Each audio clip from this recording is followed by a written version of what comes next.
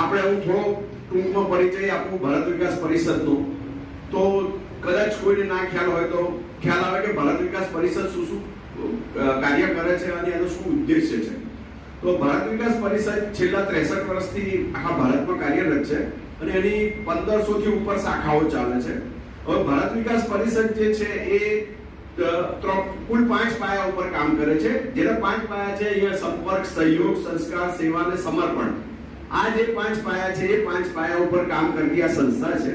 હવે એની અંદર આજે આપણે જે કાર્યક્રમ કરી રહ્યા છે એ સંસ્કાર અંતર્ગતનો કાર્યક્રમ છે.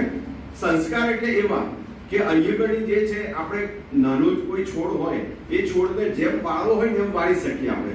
એ ઝાડ મોટું થઈ જાય પછી એને વાળી શકાય નહીં. એટલે આ બાળકો પણ કુમળા છોડ જેવા છે, એટલે એમને જેમ વાળવા હોય એમ વાળી શકાય. એટલે આપણે એમનામાં સંસ્કારનું સિંચન કરી અને આપણે એમને રાષ્ટ્રપ્રેમ વિશે અને એમનામાં સંસ્કાર આવે, જેના કારણે એ દેશના સારા નાગરિક બને અને દેશનું રાષ્ટ્રપ્રેમ વિશે દેશનું વિચારે.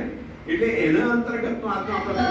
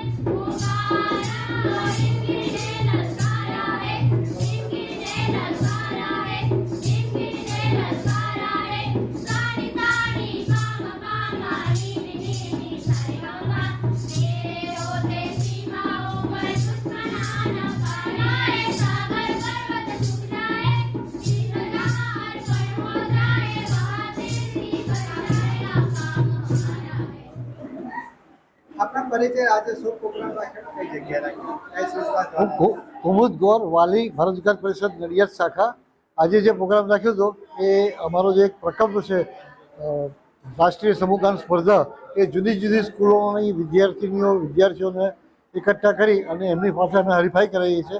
રાષ્ટ્રીય ગાન સમૂહ સ્પર્ધાનો હેતુ એ છે કે એક રાષ્ટ્રીય ચેતના જાગૃત થાય, બાળકોમાં ચેતના જાગૃત થાય, બાળકોને રાષ્ટ્રીયતાનું ખ્યાલ આવે અને એમને ભારત પ્રત્યેની એમની નિષ્ઠામાં વધારો થાય. એ માટે અમે દર વર્ષે આ પ્રયત્ન કરીએ છીએ. આજે બ્લડ બેંક હોલ નડિયાદમાં આ કાર્યક્રમ રાખ્યો હતો. એમાં 7 શાળાઓએ ભાગ લીધો હતો. 2 માધ્યમિક શાળાની હતી અને 5 એન્ટ્રી ગુજરાતી શાળાની હતી. જે શાળાઓ આમાં પાર્ટિસિપેટ કરે છે એ શાળાઓને આવવા જવાનો ખર્ચો ભારત વિકાસ પરિષદ નડિયાદ ભોગવે છે અને પ્રાંતમાં જે શાળા જાય છે એને પણ જે પહેલો નંબર આવે છે એને અમે પ્રાંતમાં મોકલીએ છીએ અને પ્રાંતની હરીફાઈમાં એ શાળાઓ ભાગ લે છે.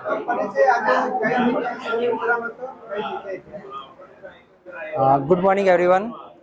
આજે હું રમેશભાઈ પૂનમભાઈ ખ્રિસ્તી, બ્રાન્ચ શાળા ચકલાસી. ભારત વિકાસ પરિષદ દ્વારા જે સમૂહ ગીત સ્પર્ધાનું આયોજન કરવામાં આવ્યું એમાં આજે અમારી સ્કૂલે ભાગ લીધો છે અને એની અંદર બહુ જ ઉત્સાહથી બાળકોએ તૈયારી કરી. 1 અઠવાડિયાથી અમે તૈયારી કરતા હતા અને બાળકોએ બહુ સારી એવી તૈયારી બતાવી અને અમે આજે આ ભારત વિકાસ પરિષદ દ્વારા જે સમૂહ ગીતની સ્પર્ધા હતી એની અંદર અમે ભાગ લીધો અને એની અંદર બાળકોએ બહુ સારી પ્રસ્તુતિ કરી અને એની અંદર અમારો પ્રથમ નંબર આવ્યો છે. બાળકો પ્રથમ નંબર પર વિજેતા થયા છે. ખરેખર અમે ખૂબ જ આનંદની લાગણી અનુભવીએ છીએ અને સાથે સાથે ભારત વિકાસ પરિષદ નડિયાદ શાખાનો અમે ખૂબ આભારી છીએ કે એમણે અમને અહીંયા આવવાને માટે આ તક અને આ પ્લેટફોર્મ આપ્યું તેના માટે. Thank you.